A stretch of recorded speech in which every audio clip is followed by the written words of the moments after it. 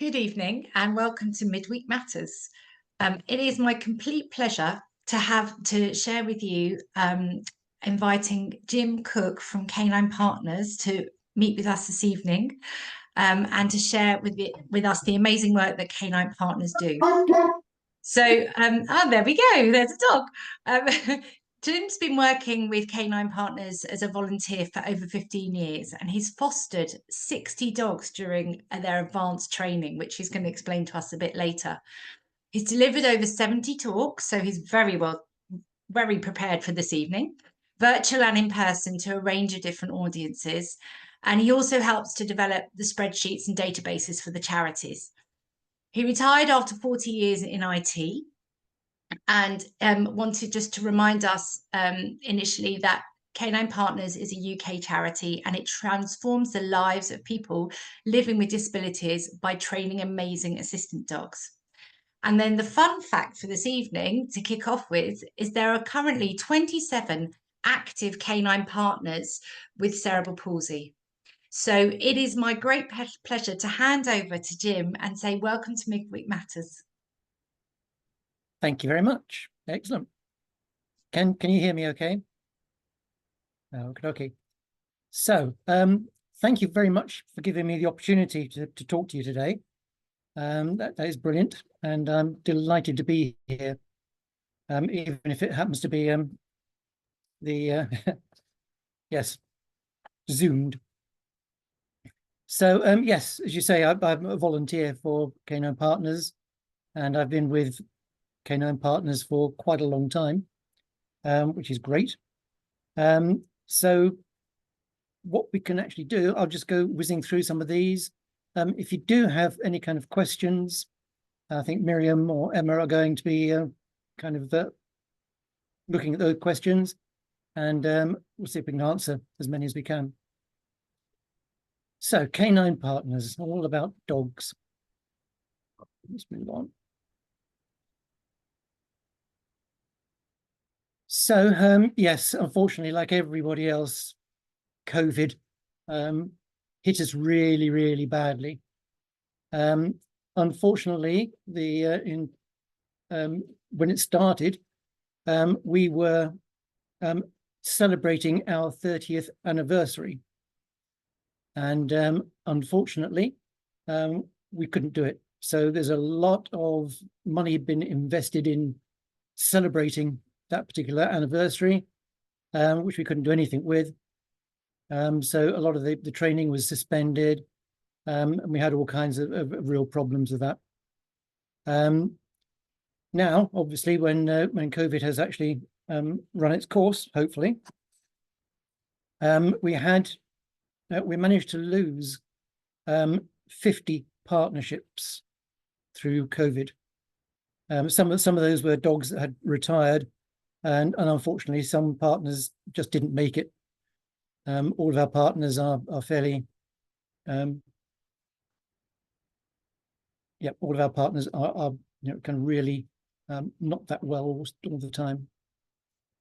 So we were unable to place dogs, which is a great. We're working on that still now.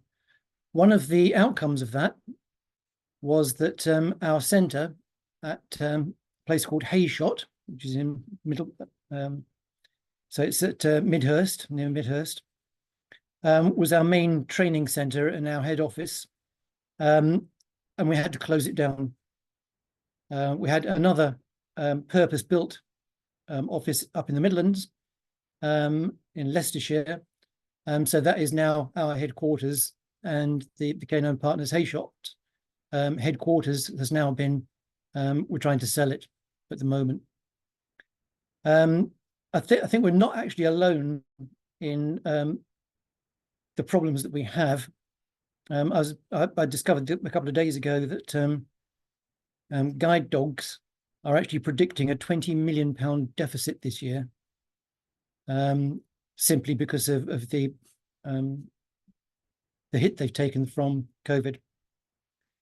So the future is still a little bit uncertain, but what I am going to do is to ignore all of that and all of the downside of things and just basically tell you all the nice things that come from this. So we have a number of TV events that have taken place over the years. So the top right-hand corner is Invictus Games. And you can see two of our dogs are nicely around there for the Invictus Games. So that was really, really good. Apparently, there are a number of service dogs. This took place in the US, and there were a number of service dogs that actually went along. And what they actually did on the very, very last day, they decided that it would be a really good idea for the dogs to have a race, as well as the humans. And the swimming pool that was being used was about to be emptied. So just before it was emptied, all of the dogs had a swimming race. Unfortunately, none of our dogs managed to win the prize and come back with the trophy for the swimming race, but I think they enjoyed it nevertheless. We've also been on the One Show, I think now 3 times, with various different dogs. And the dogs have always managed to behave themselves and haven't bitten any of the presenters, which is a big bonus. We also had at the bottom there, Pam Ayres very, very kindly came along to help us with the BBC Lifeline appeal. And so she's with a dog there called Doyle, which you're going to hear a bit more about later. I must admit that I happened to be at the centre when Pam came to do some filming. And Pam and I sort of had a thing together. I'll never forget this, but I don't think Pam will forget it either. We kind of bumped into each other, and she asked me, "Where are the toilets?" And I said, "Over there." So I'm sure she'll never forget that. That was kind of the moment that we had together, which is really, really good. So I think we all enjoyed that.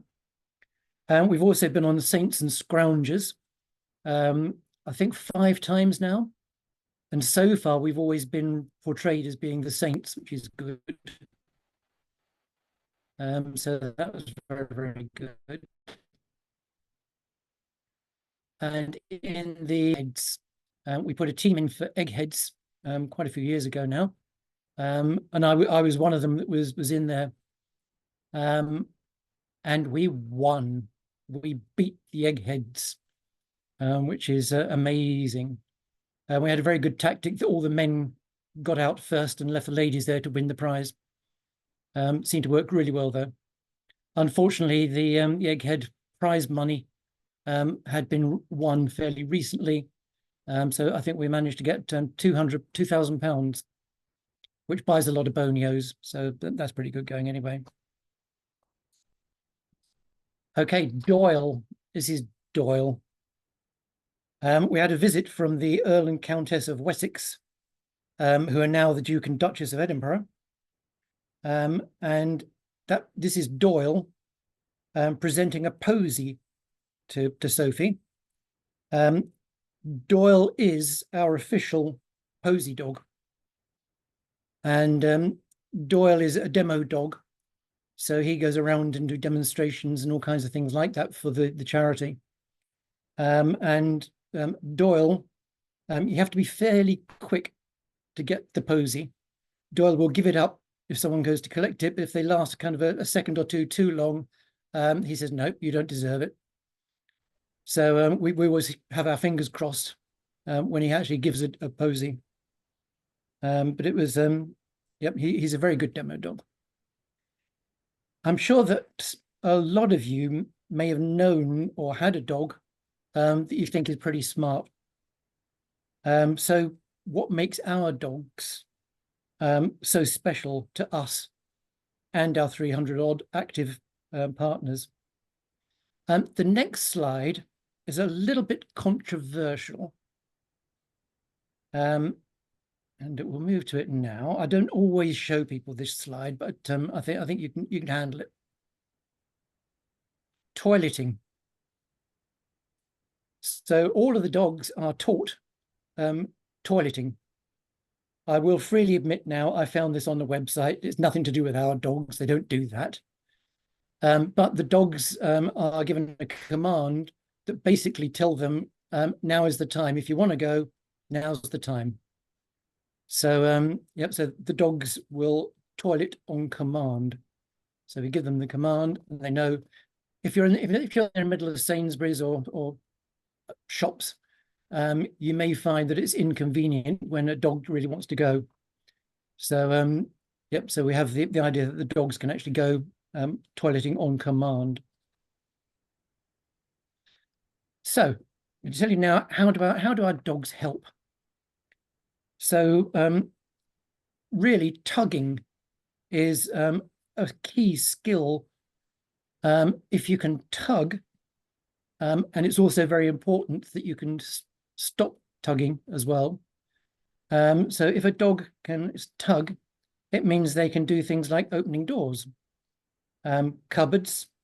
They can help undress people, use shoes, socks, gloves, hats, coats, all kinds of things. So they can take off your shoes or slippers, and get they can get a partner to bed without the need for a carer.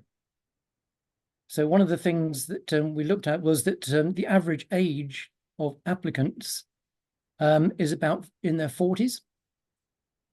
And the last time for a carer to call is usually 9 o'clock in the evening. And a lot of our partners of that kind of age group aren't really ready to go to bed at 9 o'clock in the evening. And that's quite you're lucky if you get the 9 o'clock slot. But the dogs now can actually replace some of the carers. And in fact, a lot of authorities will now actually pay the dog as a carer. So they have a pot of money that is there for caring. And if the dog is doing that, then the dog gets the money. I don't quite know what the dog does with the money. But some of them have got quite nice bling around their necks and things like that. But so with a dog, it's any assistance dog wearing a jacket is entitled to go anywhere that a member of the public can go. So that can be they go to the cinema, to the pub, to a restaurant. They can go anywhere by law. So they can go in a taxi, anywhere. And it's illegal to prevent the dog from going there. And at the moment, there have been court cases where each time it's been won by the dog goes in and stands on the bench.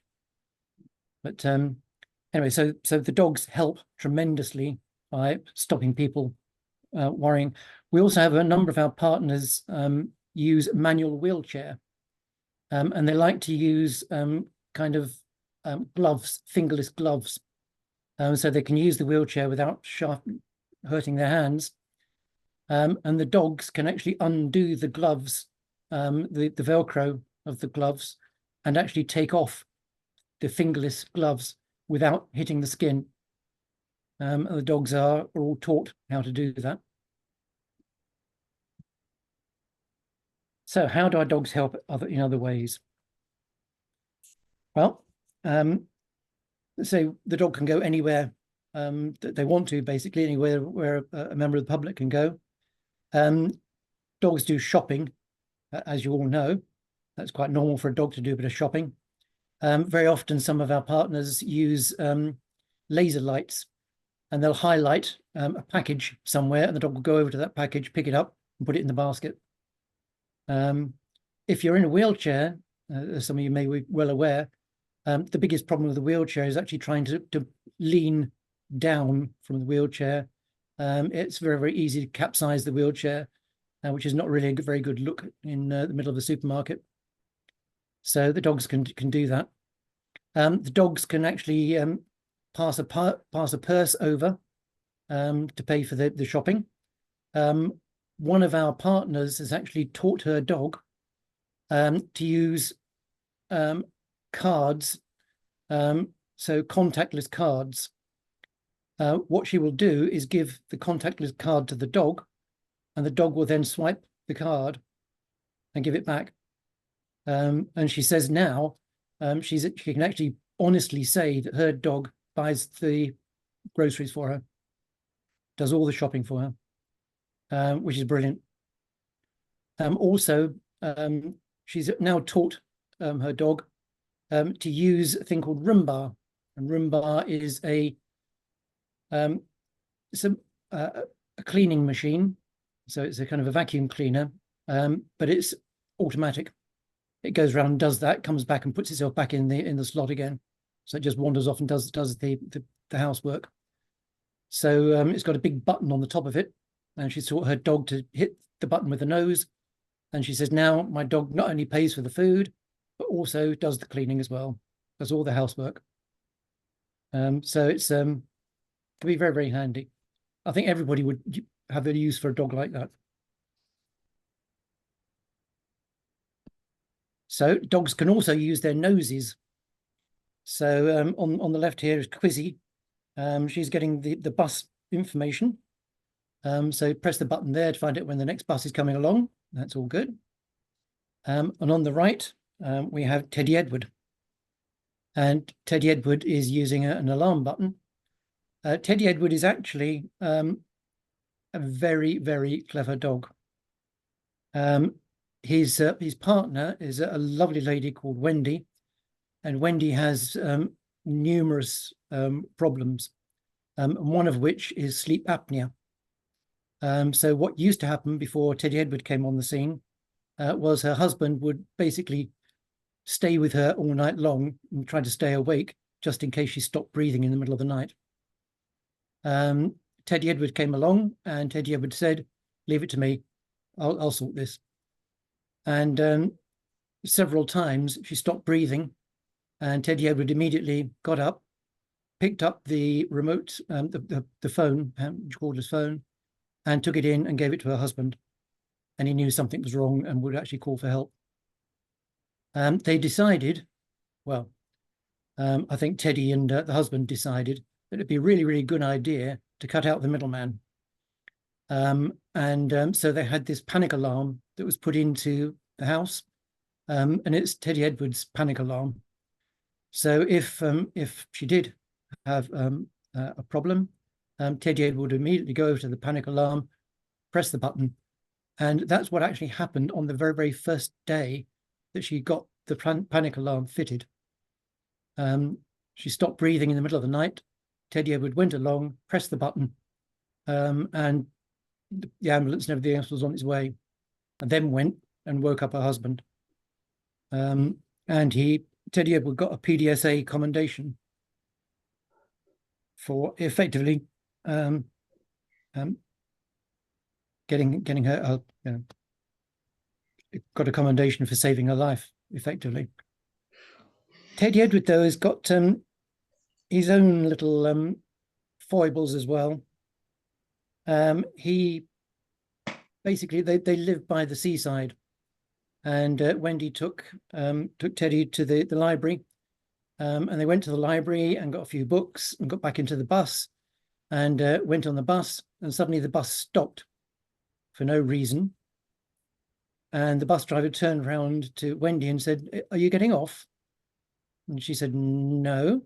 "So you better tell your dog that you just pressed the button to stop the bus, because that's the way where he went for his exercise." Oh. And he just realized that he wanted to run across the seaside. And he decided that it's about time he had a bit of a fun himself. So yes, so Teddy Edward is a very, very special dog. Jim, can I just ask you a question? You may. Um, um, just going back to the previous slide, Yep. you talked about the dog with the touching the machine for the bus. Yep. Is that because of the way that bus sensor information works? Because I've not seen one like that before. To be honest, I don't know. I know that there are these kind of devices in the bus shelters, but I don't tend to use a bus an awful lot. Right. So I'm assuming that there is a button of some kind there that can be pressed. and it just comes up because they presumably they don't want it lit up all day long. So you just press it and it kind of lights up and tells you what's going on. Amazing. Thank I'm, you. I'm, I'm not I'm not an expert with buses, I must admit.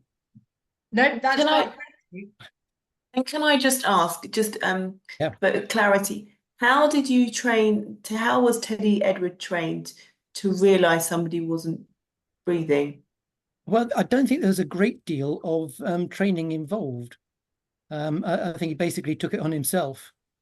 So um, none of the dogs are really trained for kind of medical emergencies. But it's amazing what the dog can actually sense when they know that something is wrong. We have about one particular partner that came along to the first. They spent 2 weeks of training with the dogs. So they're with the dogs at one of our centres for 2 weeks, and we had one of the dogs there, and one of the partners collapsed, and he had I don't quite know what he did have, but he just collapsed, and the dog was there almost immediately, and later on he was okay. He just had epileptic epileptic time, and later on during that time, he actually pushed the partner onto the bed, and the partner then flaked out. He knew that was going to happen. And again, not been trained at all to do that. It's just that they know. How they know, no idea. But the dogs, they're very, very clever, and they can pick up things that we just aren't able to do. Are they all Labradors that you use? No, we tend to use dogs that are retriever based, simply because a lot of their time is spent getting things and bringing them back. Somebody did ask once, did we ever try collies? And the only thing collies do is move it all into the corner somewhere. So that'd be no good. We don't have to teach the dogs how to retrieve. They're all natural retrievers. So either a golden retriever or a Labrador or a poodle is a retriever. Poodles, the name poodle actually comes from the word puddle, because there used to be water dogs that would go in to get ducks and things that have been shot down. So yeah, all of those dogs. So it's them or breeds between them. So those are the kind of dogs we use. They're the right kind of size as well to be able to use supermarket checkouts and the like, and to work with the wheelchair. So you don't want dogs that are too big or too small. So they're just the right kind of size, and right kind of temperament. So we have had other dogs before for various different reasons, but now it tends to be just the retriever. Okay, moving on. So all of the dogs do banking, of course, naturally. Somebody did actually suggest when they saw this that it should have been at Barclays. But yes, never mind. This is staged, but all of the dogs are trained to use ATM machines. If you're in a wheelchair, it can be quite hard to reach the top of the machine where the card goes in, the money comes out. It can be quite hard to do that, to move your arms above your shoulders can be quite painful. So all of the dogs are actually trained to use an ATM machine. So the partner will actually put the PIN number in, never tell the dog. They'll be away buying bonios and goodness knows what if they knew.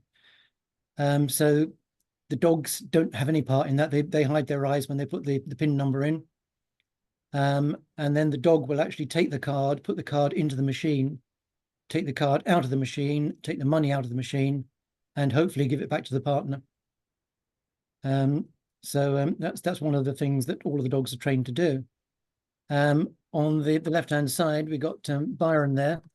We're working on trying to get the dogs to actually make the cup of tea, but at the moment it's just getting the milk.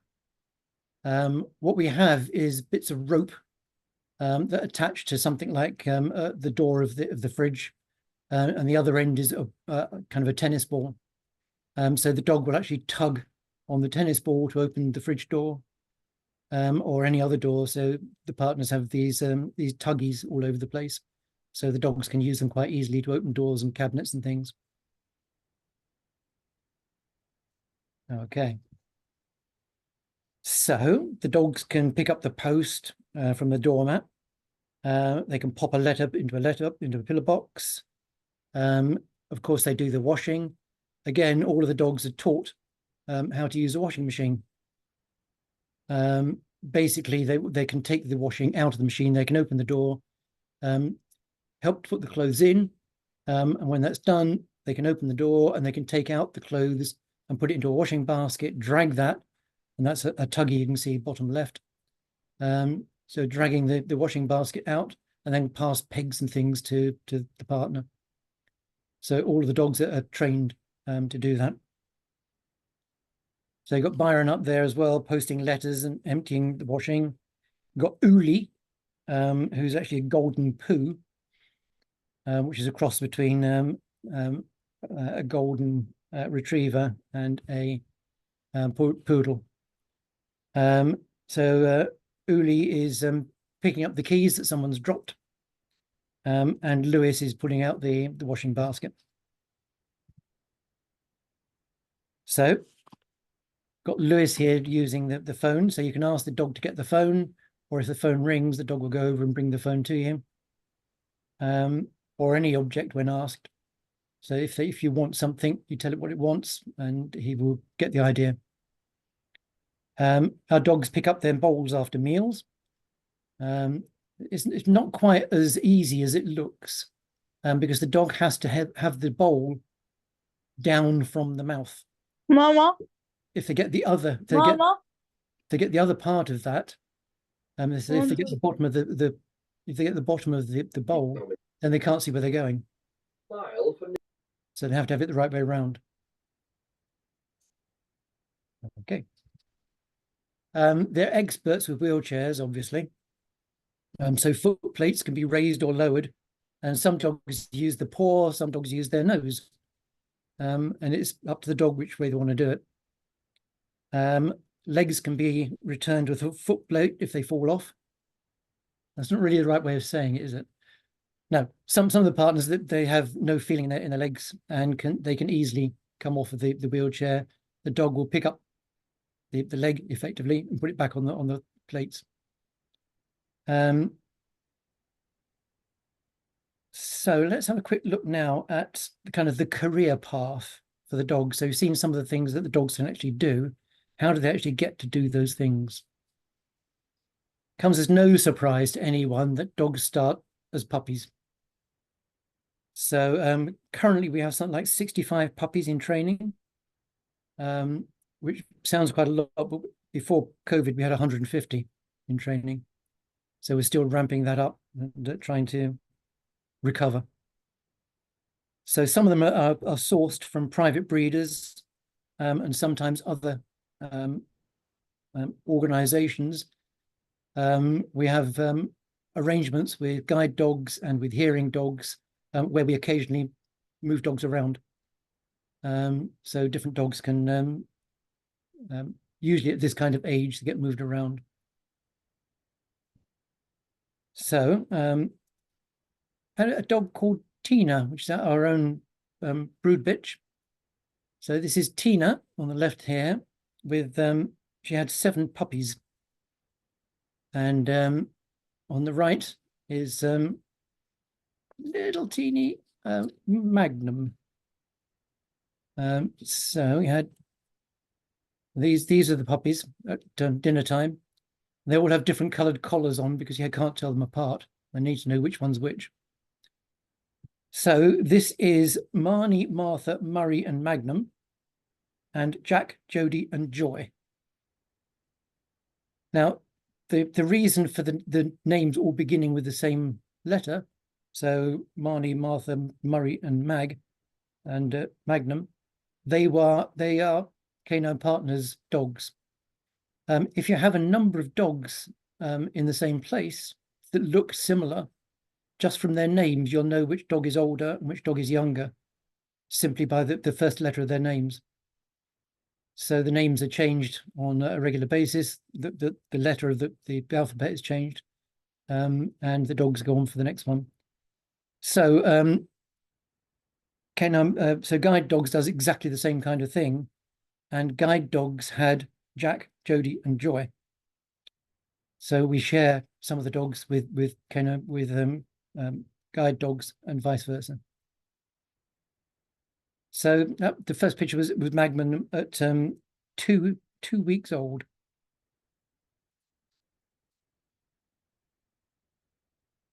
We had an opportunity where we were going to Canary Wharf, and all of the dogs were more or less there or thereabouts. So we decided that it's time that we had a family outing. So we got there, Murray, Magnum, Tina the mummy in the middle, and they are just so alike. It's very, very difficult to tell which one's which. So just incredible that they were all partnered dogs. So each one of those had a partner.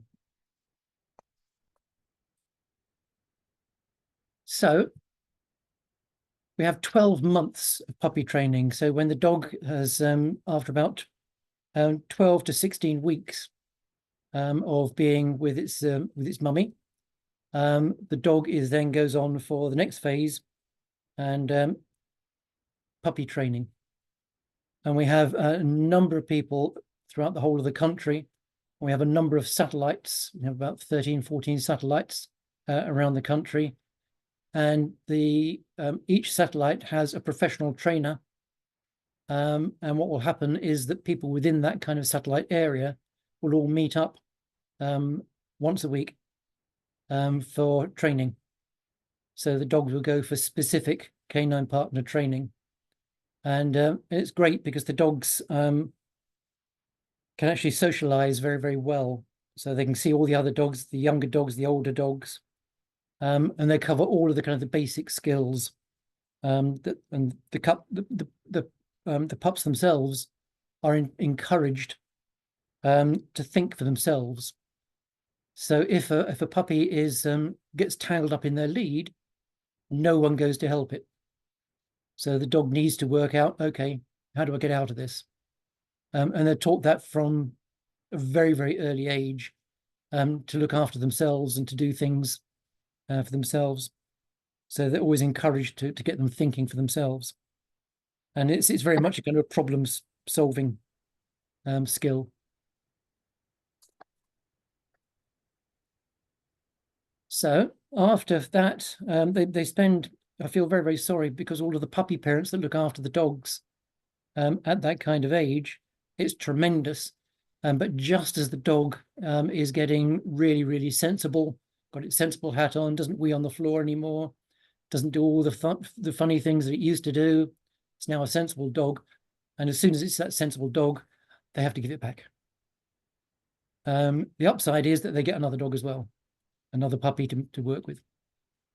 So I have every good wish for the people that look after those dogs.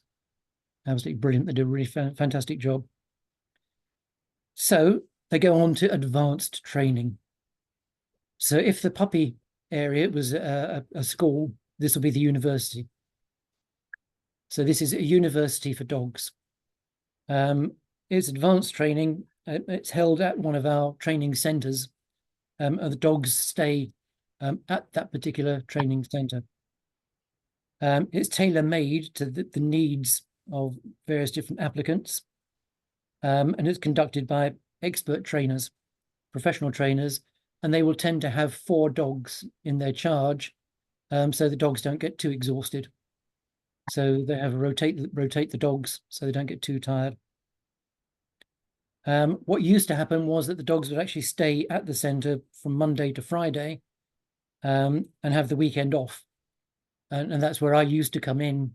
I used to take the dogs home again from one of the centres.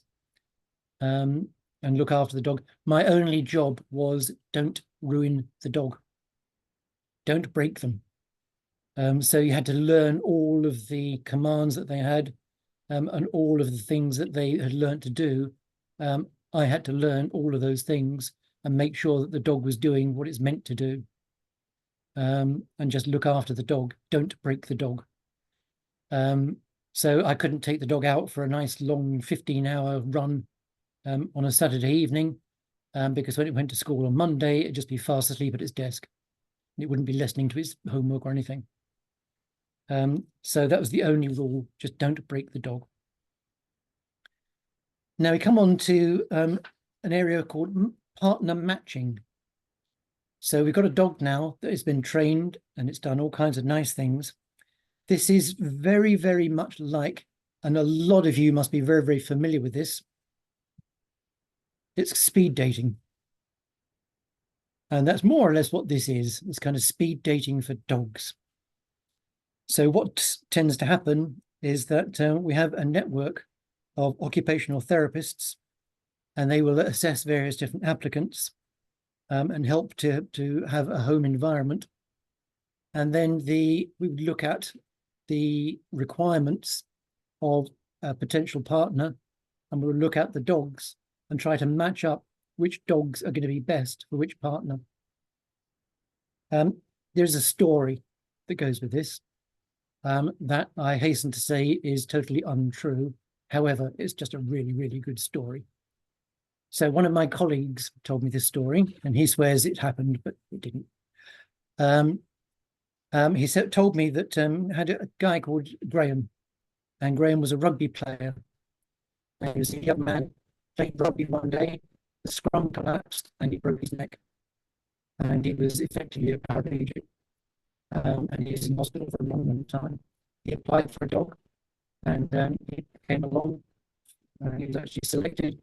He came along, and my colleague came to see him and said, "Are you really excited about this? Seeing what dog you're going to have, how it's going to go?" And he said, "I know exactly what dog I'm having." He said, "How come?" He said, "I'm going to have a big black Labrador because it's man's dog." And my colleague said, "Right, okay." And he went to see the training manager and said, "Look, Graham's got his heart set on having a big black Labrador." And she said, there are two big black Labradors on this particular course. Best I can do is to make sure that when the dogs go into the arena, where all the partners are sitting around, the dogs very often will go along and choose a partner. So she said, maybe if Graham is right by the door, maybe a big black Labrador will come along, see him, be love at first sight, and he'll get his big black Labrador. The first dog came in and looked around and saw Graham, about 23 stone, sitting on his wheelchair. And the first dog looked at that and said, "No, thank you very much. I'll move on," and went along and selected someone else. Second dog did almost exactly the same thing. And all the dogs had come through apart from one. And my colleague remembered who that one dog was. That one dog was Noodle the poodle. And Noodle was a standard poodle, so a big dog. And she was kind of a white poodle, the opposite of black poodle, opposite of a retriever. So Noodle came in and saw Graham and went straight over to Graham. And Graham just looked horrified. And my colleague said, I couldn't watch this anymore, I had to go away. I said, a little while later, he came back again. And what they do is to move a whole load of cones and do various exercises in the wheelchair, slaloming backwards and forwards amongst all the cones with a dog by the side. And he happened to see Noodle and Graham going through this, and he suddenly saw Graham's arm move out and just kind of scratch Noodle's head just a little bit. And eventually the two of them were actually matched. They went home And later on, my friend was invited to go to the rugby club. And he went to the rugby club, and there was Noodle sitting at the end of the bar, with Graham sitting at the end of the bar. Graham drinking a pint, not quite sure what Noodle was drinking. And one by one, some of the players came back in, and the first thing every single one said as they walked in through the bar was "Noodle, yay!" And everybody came over to say hello to Noodle and Graham. And one of them took my colleague on one side and said, "Thank you for giving us Graham back." Said during the time he was ill, he didn't come at all, didn't want to come. He said, "Now we can't get rid of him." It's great. So that's partner matching. We also have, once that's happened and the partnership has been sorted, we have a lifelong aftercare. So in the first year of having that dog, the partner will have 7 home visits for the first year, and then 2 visits every year after that. We've got a network of 24 aftercare assistants right across the UK, and they will come in and say, "How are things going? Is anything not working the way you want it to work? Are you happy doing that?" And one of the things fairly recently was that someone had said, it doesn't seem to be working too well anymore. Can you adjust your dog to bring things to my right-hand side? And one of the trainers came in and with a toolkit and did whatever he needed to do to the dog, and the dog now brings the things in on the right-hand side. So things like that, some of the little things. So this happens as a lifelong thing. Unlike a lot of humans, our dogs have a retirement plan. And they usually retire around about 10 to 12 years old. So here we've got a lady called Stephanie, lovely lady called Stephanie, with her dog Elmo. And her partner is a guy called John, and he's with Frodo. Frodo is the dog that is retired. And you'd never guess it by looking at him, but he's done a lovely 12 years of service, and it's time that he had a nice rest. They decided they wanted to keep Frodo and also have Elmo. So Frodo now just mentions every now and again to Elmo, no, we do it this way in this house. So Frodo just keeps an eye on Elmo. Elmo does all the heavy lifting. So very often our dogs, when they do retire, either stay with the family or go for an extended family. So someone with the family group will take the dog on. If not, then the dog will be partnered with, will be put on the waiting list for people who would just die and have one of the dogs as a pet.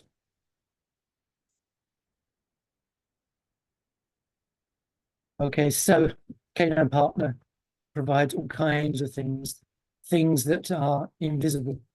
We all know what the visible things are like.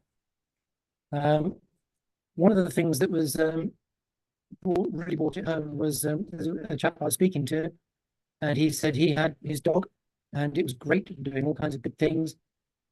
He said, before I had my dog, I used to go out shopping, and I used to go in on a wheelchair, used to go to the shop, 5 minutes to get there, 5 minutes in the shop itself, getting what I want, 5 minutes getting home again, job done. Now I've got the dog. It takes me 20 minutes to get into town because everybody stops me and says, "Oh, it's your dog. Can I say hello?" When I get into the town, into the shop, all of the people at the checkouts are calling me over, saying, come over here, bring it over here. And I get the same kind of meeting when I come back home again, 20 minutes to get back home again. So they used to call me the man with the wheelchair. Now they call me the man with the dog. And little things like that can make a huge difference. So, yep, so there are lots of things that are not known and just will happen. Remember Doyle? This is Doyle's first gig. Talk about baptism of fire. So the late Baroness Thatcher was opening part of our hay shop building, and Doyle was giving her the posy. She grabbed it fairly quickly. Doyle didn't have any time to try to grab it himself, and he went on to have an illustrious career in posies.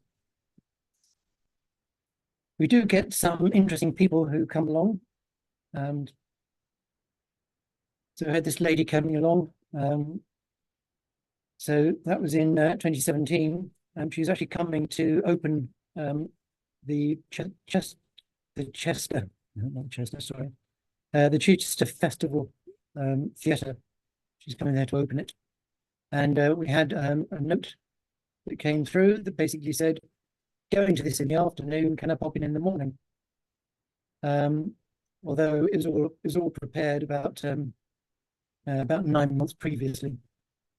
And I was fortunate to be there, and it was just an incredible time. She's been there twice before, and she's done several demos in the Royal Mews.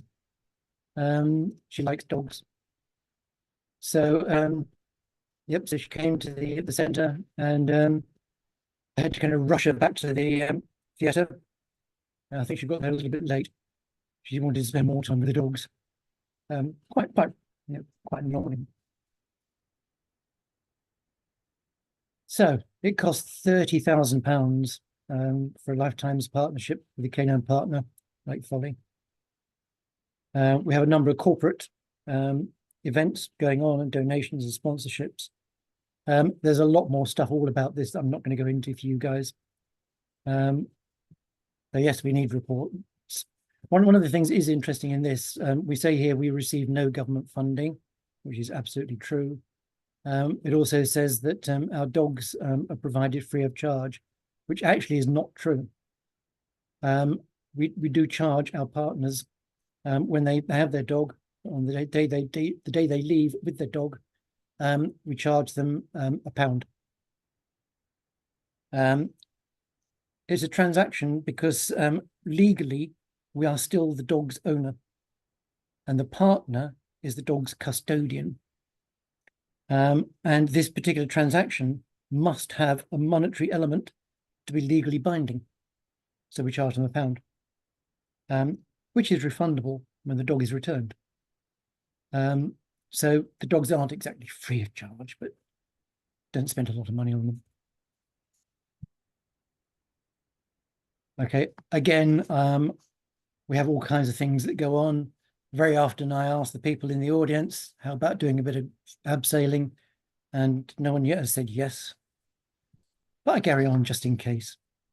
A number of people give their time and effort into doing all kinds of jobs. So they're always after volunteers.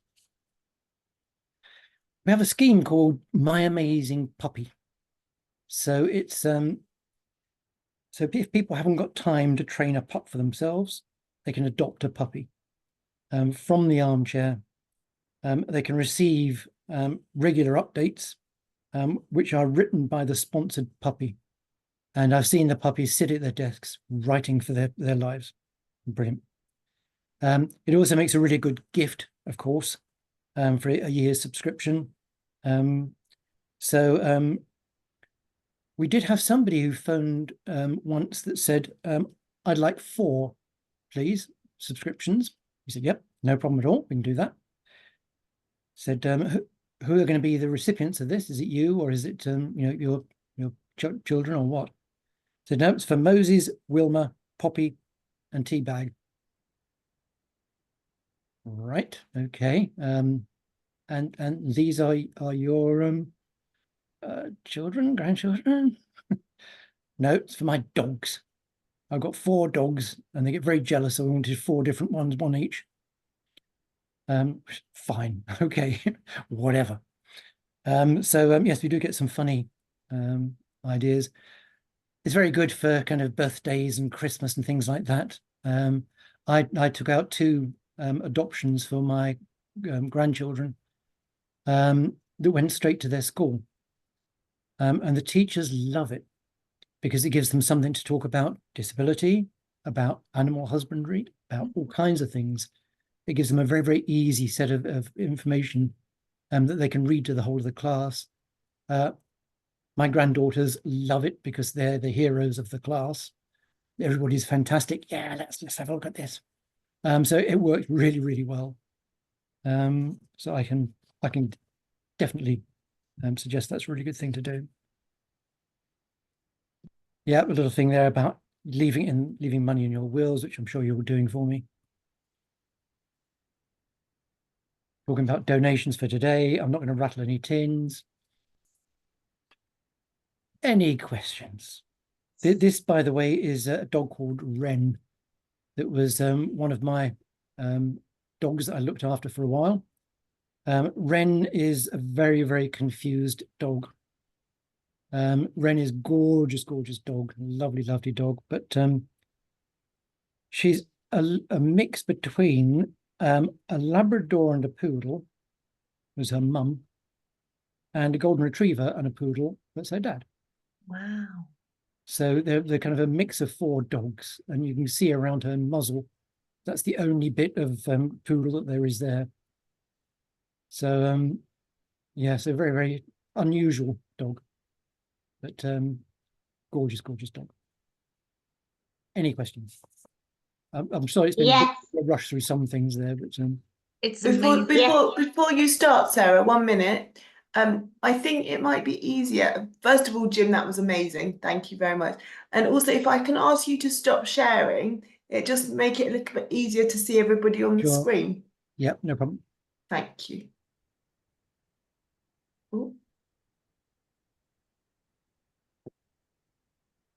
There we go. Is that Yay. better? Yeah. Perfect. Yes, much better. Okay. I'd like to ask a question.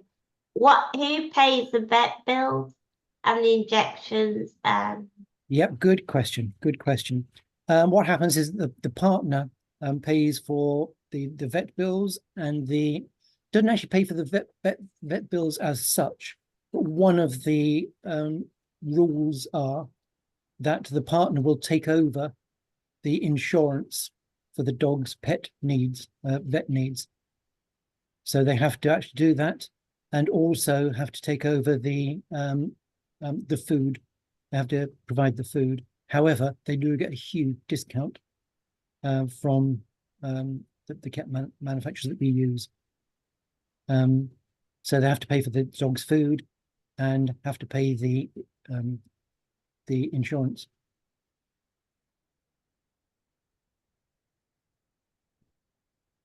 Thank you. Does anybody else have a question? I know we had some in the chat. I have one to start us off, and that is, Jim, how do you decide how do you qualify as somebody that is deserving of one of your dogs? It's not really deserving. It's we have a big, long waiting list at the moment. People need to apply for a dog. And also they have to provide a fair amount of medical information as well. And there's a whole panel that can decide on the requirements. The dogs that the partnerships that we currently have, where a dog has come to its retirement, they will automatically go to the top of the list. So they will have their next dog as soon as possible.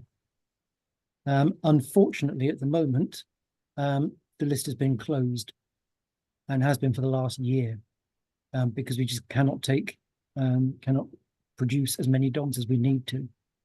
It's very, very difficult to do. So you can always look at that. There's a whole book effectively showing you what you needed to do in order to qualify to become that.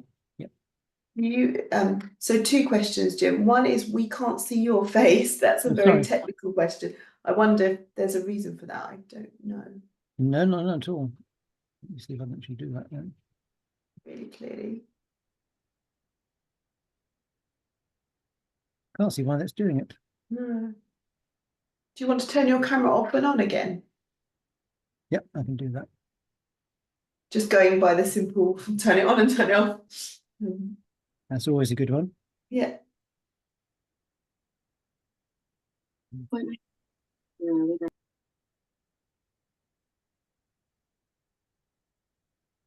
Carry on. I'll work on it. Okay.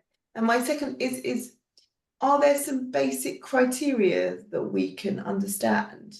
Like, is it that you have to be using a wheelchair, or is there some really kind of initial criteria that you use? There's no real initial criteria. It's very much an individual thing. So in terms of the kind of the waiting list, is basically everything is based on that waiting list. Some of them are will have problems in terms of we have our team of assessors, and also the people that actually go to the house and look at that to see, we have people there on kind of the 58th floor of a building. They're clearly not going to be accessible. So things like that are taken into account. So a number of people will not be offered the chance to have a dog for various different reasons. Again, you can get a pack that will actually tell you all the criteria there. But we do have people who sometimes have either the venue or the place they live as being impossible to have a dog in there. Taking the dog for a walk at night from the 15th story, it's not going to work. Janine, you've got your hand up, and then I think Abby's got a question in the chat. And Julia. Yeah. Janine, do you want to go next? Yeah, I just wanted to say that as some of you know, I have a canine partner myself, and maybe Jim will be able to correct me, but as far as I'm aware, from part of my understanding of it is that like I was like assessed, so I had to go to the training centre. Yep. And I worked with a number of different dogs that were like in their advanced training. Sure. And I had to do like different things, like kind of be interacting with the dogs, like weave them in and out of chairs, like using the commands to get them to move Yep. Different ways. And I think while I was doing all that kind of stuff, I was sort of being kind of watched and assessed to see how I handled the dog. And I think they're kind of looking to make sure that you can do a certain amount of things to be able to look after the dog yourself. Yep. But like, for example, when it came to being assessed for like the grooming, I had to groom like this really big like poodle, and they could see that although I could do it, that I needed a bit more help with that. So they said, that's fine, but have somebody to help you do a bit of the grooming. So they're kind of looking at all that sort of stuff as well. And Yeah. if that helps make it Yeah, any better. absolutely. I think you've done a brilliant job to actually survive the course. It is not easy, is it? No, it's a massive learning curve. It is. A lot of people have actually told me that this is the hardest thing I've ever done. Really, really tough. All these things I have to learn, and of course, a lot of people never had a dog in their life, and they need to be taught everything from scratch in quite a short time scale. Well, But it is basically the dog's decision. If the dog doesn't like the partner, that partnership is never going to work properly. So the dog will make the decision effectively by saying, yes, I like this person. I want to work for this person. Great. If the dog doesn't like the person, it's not going to work. but I think also the trainers do quite a lot of work in They do a tremendous amount, yeah. in terms of working out which dogs' personalities will be suited to Yep. the partner's lifestyle. Because when I went on the on-site training course, there was 4 of us doing the course. I think it was the biggest course they'd done to date. I think normally they do 2 or 3 dogs, Mhm. but to date, when I did mine back in 2018. But Yep. but it was really interesting seeing the different personalities of the people and how the advanced trainer had matched the dogs to the people, because all the dogs had different personalities. It is a fantastic skill that they do have. One of the things that we did every now and again when I was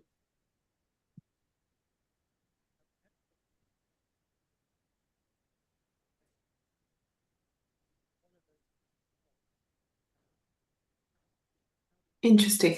Perhaps while we try and find Jim again, Janine, would I you be? can't hear him. No, nobody can, Sarah. We're going to try and find Jim again. Whilst we do, Janine, maybe you could tell us some of the benefits of having your dog, because I'm really interested in how's it changed your life if it has. Oh yeah, it definitely has changed my life. Well, one thing that I say quite a lot to people is before I had Pugsley, my canine partner, like as I'm sure other people have experienced, people would often kind of stare and things like that. And now, like, I just see people smiling and I'm like, what are they smiling at? And I look down, I'm like, oh yeah, it's Pugsley. And like, you know, that's so much nicer than being stared at. You know, I always used to try and take it in a positive light and smile back at people when they're staring. But like, it's so much nicer to have them smiling at Pugsley and it people interact with me more, because I think sometimes people can be unsure how to you know, come up to me because I'm in a wheelchair, find it scary. And so Pugsley helps break down that barrier, because now people will be talking to me about their dog, or you know, asking me questions about Pugsley. And so it helps to integrate me into society, you know, as well as obviously the physical tasks that he does. What's the best thing he does? That's a really hard question. He does lots of things for me. One of his favorite things to do is lift up my foot plate. But I think they can quite often get quite carried away with that and lift it up, put it down, lift it up, put it down. So what my advanced trainer told me was get him to lift it up with his nose and put it down with his paw.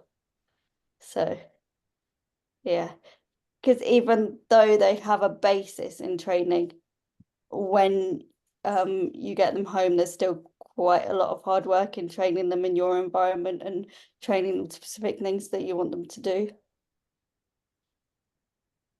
There's a couple of questions from Tony here for you. You've become our a person with the knowledge at the moment.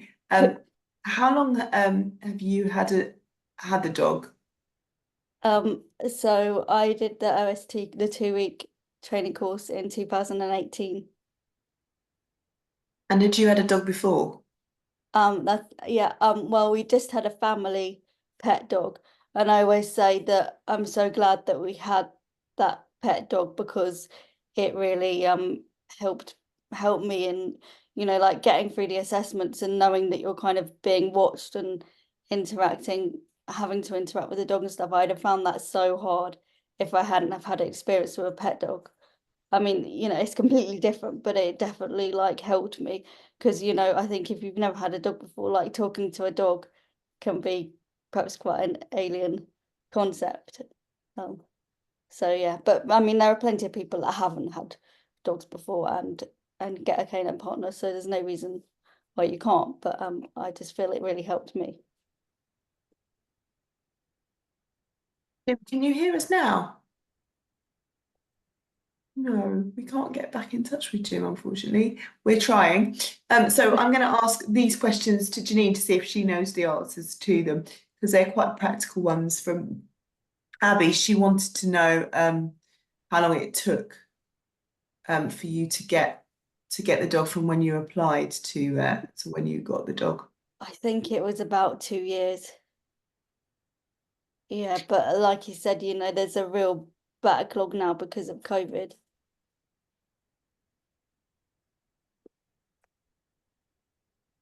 Oh, Jim's come back. Hold on. Let's see if he comes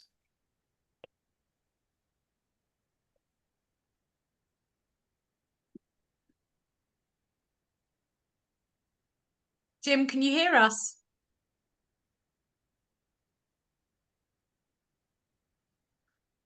We can see your icon, but we can't hear you. back.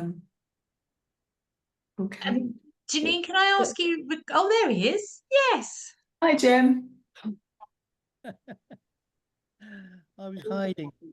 You, I've just come back in again. brilliant. That's really good. Well, Janine's doing a brilliant double act and answering some of the questions from her I personal know. I experience. was going to sneak off actually. Ah, He's doing such a job. no, we were doing. So I think we've answered. And do we know, Jim, if we want, if so, Janine was saying it took about 2 years from when she applied to when she had her dog. What's the wait? You said the waiting list is closed. Does that mean that that we can't apply for a dog at the moment? That's correct. Yep. It's there are just so many people that want a dog, need a dog, and because we've lost a centre, so we can only produce half of the dogs that we want to do, and also because it takes a long time to actually develop one of the dogs, and we just lost so much inertia, as it were. As I say, it's what we're doing at the moment is a fraction of what we were doing kind of 3-4 years ago. So yeah, it's unfortunate that just so many people need that kind of help, and it's difficult. Are you hopeful that that's going to ramp back up again Oh yeah, eventually? the plan is to carry on going and to go much faster. We also have one of the things that might be of interest. We have a different type of dog, and these are basically called family assistance dogs. So where a dog has been withdrawn because of either behavior or other things, usually it's because the dog has decided that this career path is not right for them. And in fact, Doyle was one of those dogs. Doyle could not stop himself running after squirrels. As a demo dog, it's fine. It's okay. But as a partner's dog, it's a no-no. So there are a number of things like that. So a number of dogs that are really, really good and probably spent quite a long time in training go on now to become a family support dog. And this very often will go to a family that maybe have a child with various different problems. And it's just to be there as a support dog. It's not there to do all of the fantastic things it does, especially for Janine. It's not all of those kind of things, but it's a useful dog to have. And most of them love doing tricks anyway.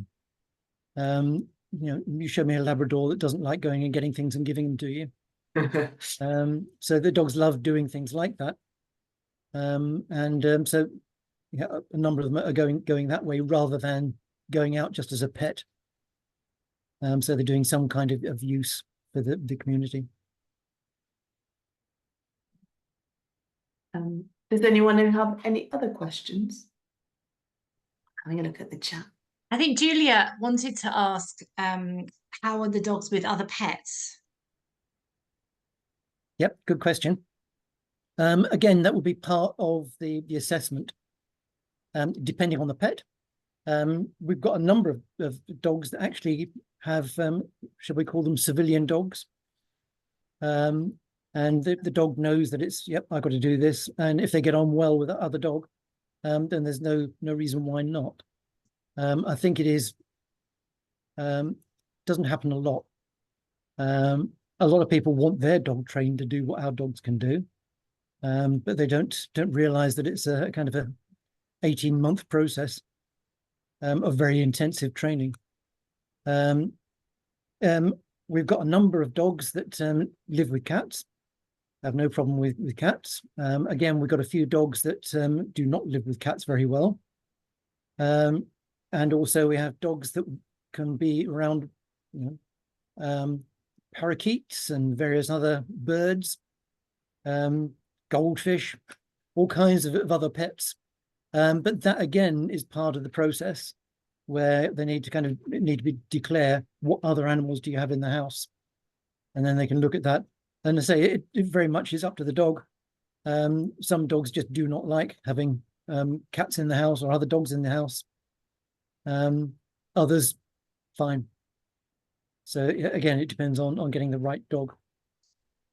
That's good to know, because Julia's got some beautiful budgies. Are they budgies?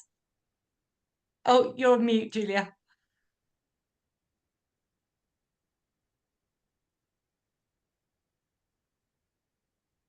They're cockatiels. Cockatiels. Sorry, I apologise.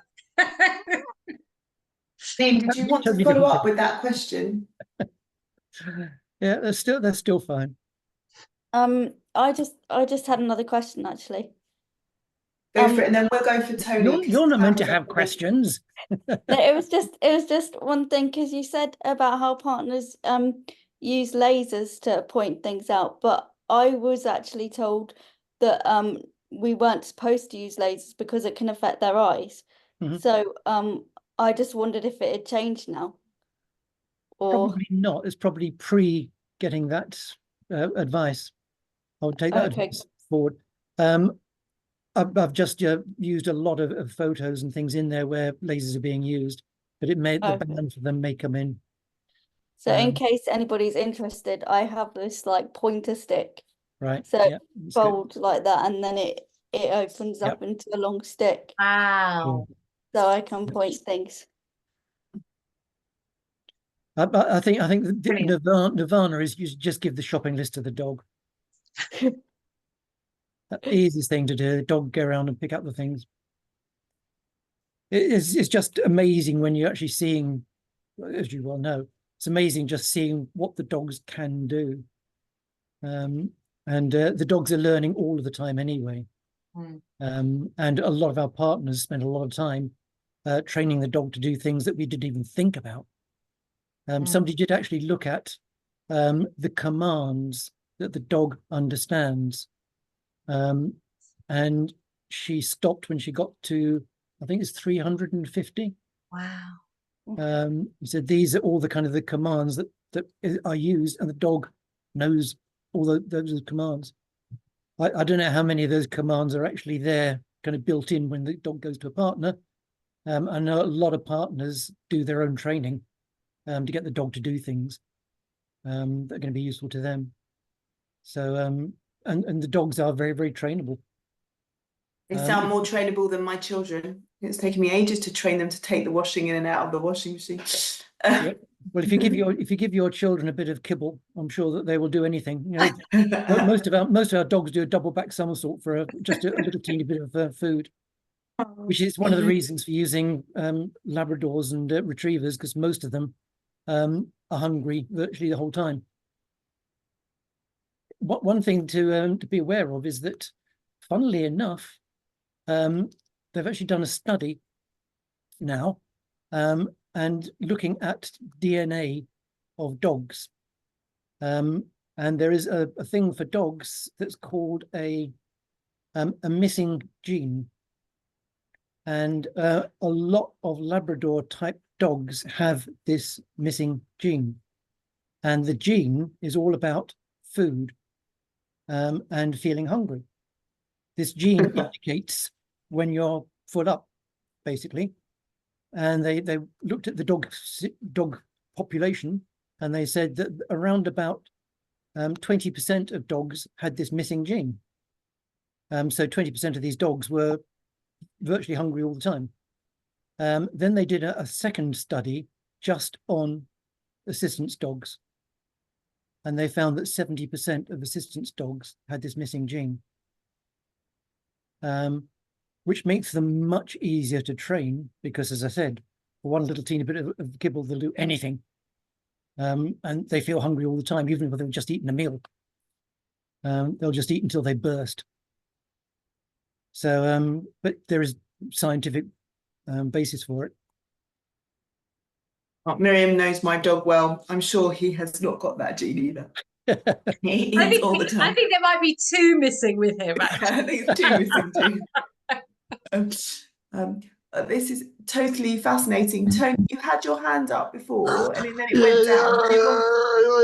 I'm just curious to know how Janine had heard of Canine Partners and how she came to decide to apply for a dog.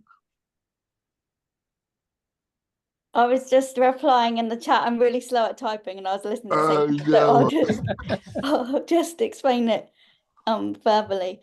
So basically I saw another assistance dog charity fundraising in where I'd gone shopping, and I was just I met like her partner's dog, and I was just fascinated by it all, and I love the dog, and then from there I was trying to apply with that charity, but they kept telling me that they weren't open to my area.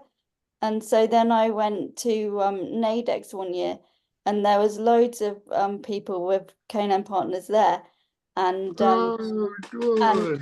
Canine Partners had a stall there that year. So I was actually there at Nadex. yeah, I got an application. Can you remember me? From there. It was a long time ago now. Yeah, so I think one thing that is a little bit problematical is that there is an overarching organization that basically it's the assistant dogs. What's it called now? Assistance Dogs UK. Yep, it's called Assistant Dog UK, and basically we are partners with them as our guide dogs, hearing dogs, medical protection dogs. All of those are part of that kind of overarching organization. And what happens is that we get very often get surprise visits from them to see what's going on, and they check all of the various different members that they have to make sure that they're up to scratch. And they'll very often have assessors that will come in for a day, and just to make sure that we're doing all the things that we're meant to be doing. You get quite a few. I saw a couple of days ago, somebody was actually saying, yeah, we can get this dog. We can actually sell items for any dog to say this dog had the right to go to wherever they want to go, which is totally untrue. It's only assistance dogs that are registered with the overarching bit, and they must be jacketed. So when the dog's got its jacket on and it's from a known organization that is part of the overall thing, then it can go anywhere a human can go. A lot of people are putting things on their own dogs and just saying, yes, it's my assistant's dog, therefore it's allowed to go anywhere. By law, that's not right. So it's Emma, only you're on mute. Sorry.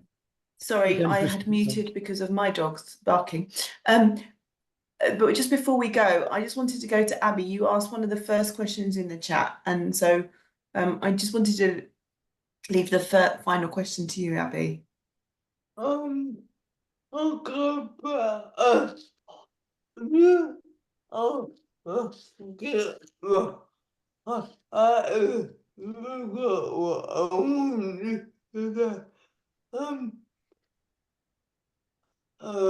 So you asked in the chat earlier. That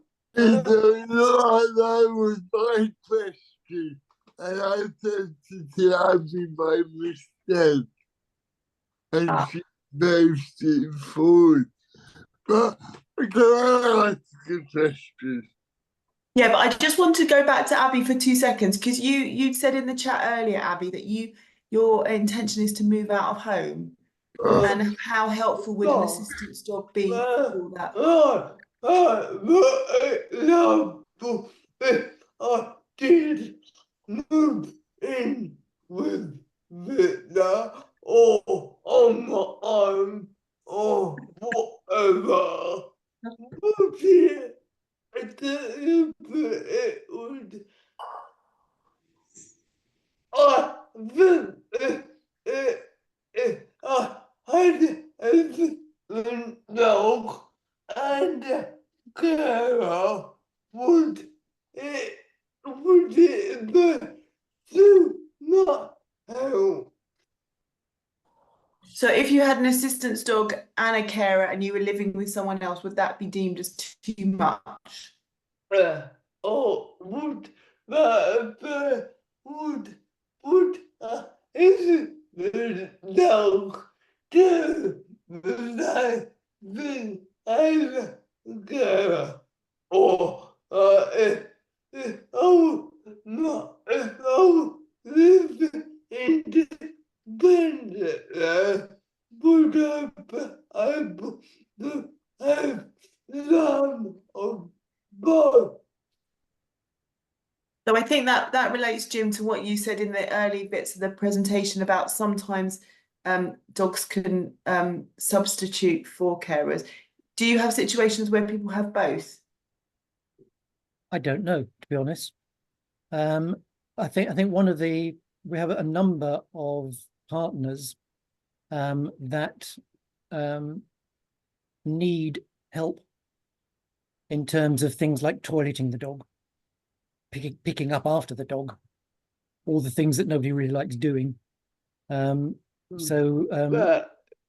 is sensible. That was it.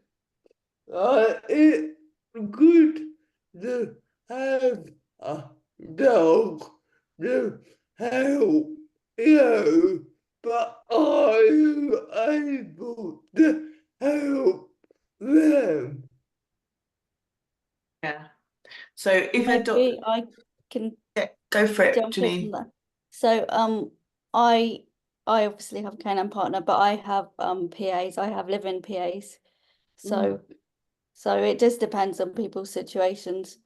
Yeah. I think there are plenty that have PAs. Brilliant. So I don't think it will be a choice of one or the other. It might be that the canine dog, Abby, does some of the tasks for you, and PAs or carers would do other tasks. Or it can be family members as well. If you're living with family, they can actually help. And that's been Brian's situation too. And Tony, I'm going to leave the last word to you. It just depends on people's individual situations, I think. Yeah. I'm just curious because you told that there was a legal requirement to accept the canine partner as carer. And I'm just interested how that legal requirements came about and how easy it is to enforce. So what you're asking, Tony, is if something happens where your dog is not allowed in, how do you go about reporting that as an issue? Yeah, I don't know what the actual mechanism is. It's you can certainly do something when you've been stopped from doing that because it's it's against the law. Whether you actually then call the police to come along, I know that's happened in a couple of stages where a taxi refused to let the dog come into the taxi, and the partner called the police, and the taxi was almost kind of forced to take the dog. But I don't know exactly what the process is to do that. However, it is a fact that they are breaking the law. That would go under the local licensing people at the council. if it's a taxi, because they Yeah. license the taxis. Yeah, sure. I go back to what Abby was saying before. I did work for social services many years ago. I think Abby's best bet is to contact the local social services department, and I'll be able to point you in the right direction as regards a dog and a carer, etc. Because from what I can remember, it went on each individual's assessment, which is done by a social worker. Mm. Brilliant. Well, thank you so much. Thank you so much, Jim. That was amazing. It was a really wonderful talk. It's really wonderful to see the dogs and how much they really do impact people's lives for the better. So thank you very much for joining us this evening.